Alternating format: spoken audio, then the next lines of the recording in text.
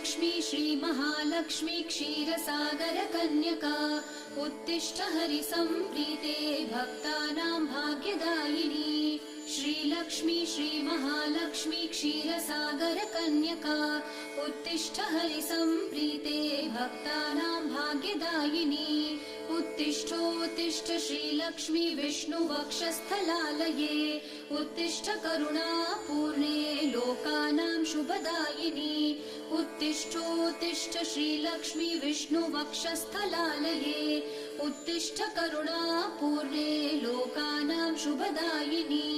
श्रीपद्ममध्यवसिते वरपद्मनेत्रे श्रीपद्महस्तचिरपूजितपद्मपादे श्रीपद्मजातजननी शुभपद्मवक्त्रे श्रीलक्ष्मी भक्तवरदे तव सुप्रभातम्।